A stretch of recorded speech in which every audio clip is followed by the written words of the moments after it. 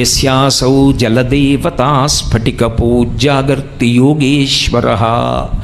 అంటే స్ఫటికలింగానికి జరిగేటటువంటి అభిషేకంలో అద్భుతం ఏది అంటే జలముతో అభిషేకం. రెండవది స్ఫటికలింగం నిర్గుణ స్వరూపం. స్ఫటికలింగం దగ్గరికి వెళ్ళి కూర్చుని దానికి జరుగుతున్నటువంటి అర్చన చూసినా, దానికి జరుగుతున్న అభిషేకం చూసినా అసలు పరబ్రహ్మము యొక్క స్వరూపము అవగతమవుతుంది అన్నారు. ఎందుచేత స్ఫటికలింగమునకు ఉన్న రంగేది అని అడిగారు అనుకోండి, అసలు స్ఫటికానికి ఈ రంగు ఉంటుందని చెప్పడం కష్టం. అది తెల్లగా ఉంటుంది.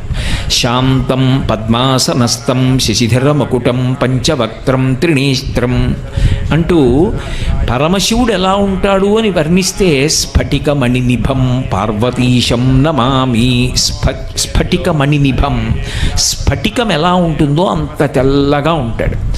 ఇప్పుడు స్ఫటికలింగం తెల్లగా ఉన్నదాని దగ్గరికి తీసుకెళ్ళి మీరు ఒక ఎర్ర పువ్వు ఇలా ఉంచారనుకోండి, స్ఫటికలింగం అంతా కూడా ఎర్రగా అవుతుంది. ఇప్పుడు ఎందుకు ఎర్రగా అయింది? దాని ముందుకు ఒక ఎర్రటి పువ్వు తెచ్చి పెట్టారు కాబట్టి లింగం ఎర్రగా కనపడుతుంది.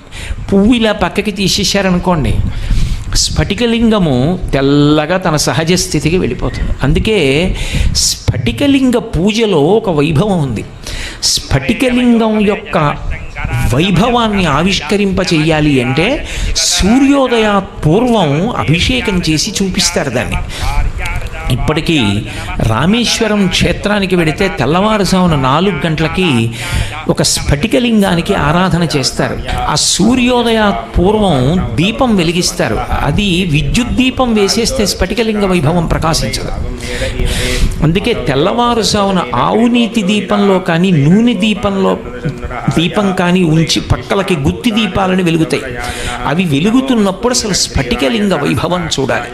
అప్పటికి సూర్యోదయం అవనప్పుడు ఆ స్ఫటికలింగం కాంతు లీనుతుంది అంతరాలయం అంతా.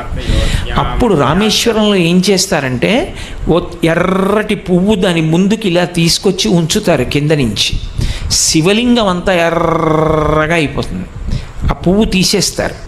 స్ఫటికలింగం తెల్లగా కనపడుతుంది. అర్చకులు పక్కకెళ్ళి నిలబడతారు. తెల్లటి లింగం చూశాక మళ్ళీ ఒక పసుపచ్చటి పువ్వు తీసుకొచ్చి శివలింగం దగ్గర ఉంచుతారు. శివలింగం అంతా పచ్చగా అయిపోతుంది. ఆ పసుపు పువ్వు తీసేస్తారు. మళ్ళీ అర్చకులు పక్కకెడతారు. తెల్లగా కనపడుతుంది. ఇదంతా అయిపోయిన తరువాత దర్శనం పూర్తయిపోయింది, వెళ్ళిపోమంటారు. ఎందుకలా? మిగిలిన ఏ శివలింగం దగ్గర అలా చేయరు. ఒక్క స్ఫటికలింగాన్ని ఆరాధన చేస్తే అలా చెయ్యమని శాస్త్రం.